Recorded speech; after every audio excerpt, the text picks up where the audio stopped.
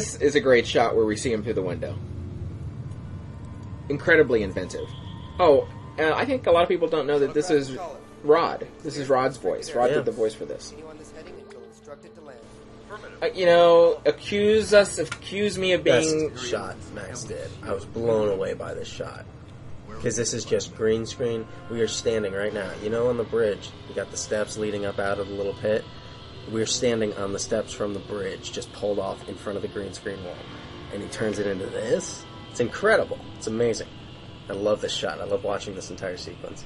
It was a great sequence. The opening of the doors is just...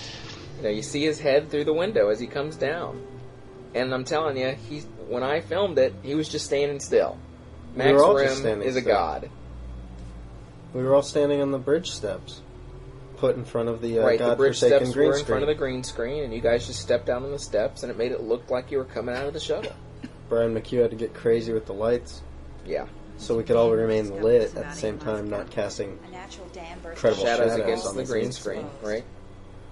Pronounced it off limits, and suddenly we all had green screen is not the easy way out, my friends. No.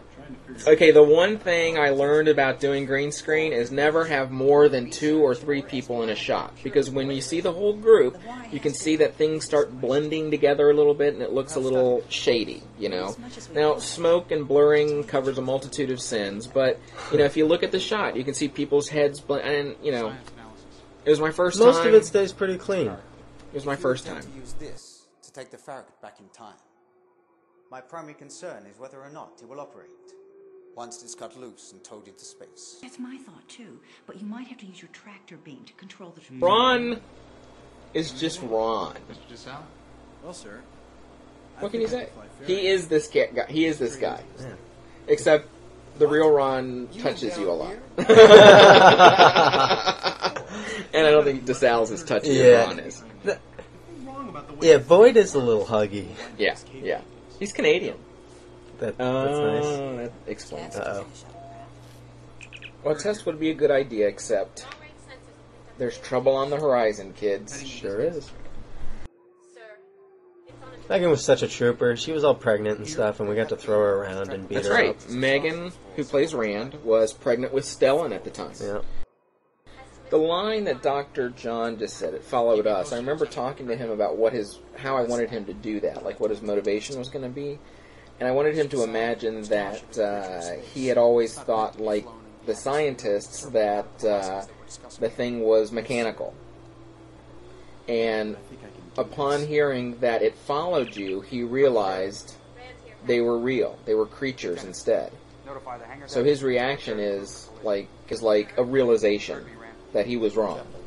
So it's kind of an interesting read. He will not be easy to convince. Commander? Open your mind. The mind meld. Yeah, it's a different interpretation. You know, you see it so many times. What can you do to make it different? It's a nice little touch. Sure. It shows that Spock and Kirk shared a mind meld, but only them and the audience were privy to it. Right. Because McCoy was like, the deuce? He was out of the picture, right. Thank you. Spock. Each of these shots, both pairs, us three right there, and them two over there, and Ron by himself because he stinks a little, we were all acting to nothing. Like, that's right. It's not... I mean, the camera's just in front of you. There's no background. You're just in front of the green screen. Like, us three where we were fitting there, that is like an incredibly hard shot. We moved the camera so far back, it was almost touching the other wall. I can transmit the specifications from my office. I love that shot. It's a hero shot. This whole next sequence, the idea basically was, you know, when NASA goes around and says the go, no go for launch. So Kirk gives the little pep talk. He goes around the horn and gets the go, no go for what we're about to do. I think it's a very good, solid scene. For the next one, if there is one... We already filmed it. Yeah, we already filmed it. And we did the green screens completely different. Yeah, you know, they were done as professionally as we could by Mr. Abel Rodriguez, a guy we found on the internet. But, you know, can't talk about Abel now because he hasn't done anything yet, but harass us online.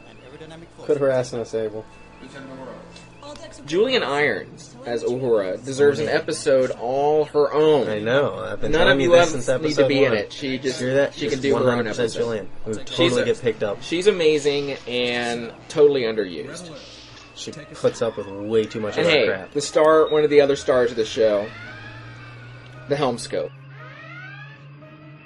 The Helmscope used on the Enterprise episodes in A Mirror Darkly. Shh, Julian. Sorry. Shh, me. This is great. This is you alone in front of the green screen. Very well, Captain. While we were filming this, Kurt Carley was sitting right behind us in his pipe burn makeup for hours. We actually did have a little air cannon, which was this plastic slingshot that was cone-shaped, so that when you pulled it back and released it, it would shoot a column of air, like in the direction that you were pointing it at. We must have tried 2 or 3 takes with this, and each time it would either blow the wig, like so far out of place that you could see my own hair, or it wouldn't do anything. I would make a stupid face, and I would have a concussion headache. So, after numerous attempts, we finally gave up on it. Now, we'd aim it at anybody, it would puff their hair, and it'd look like they were getting, The wig doesn't work like the hair does. No. And as he's standing on the Why? platform, all calm, this huge ship flies by him, and not a hair goes out of place, and all I can do is raise an eyebrow. Yep, that's all you get. That's all you get.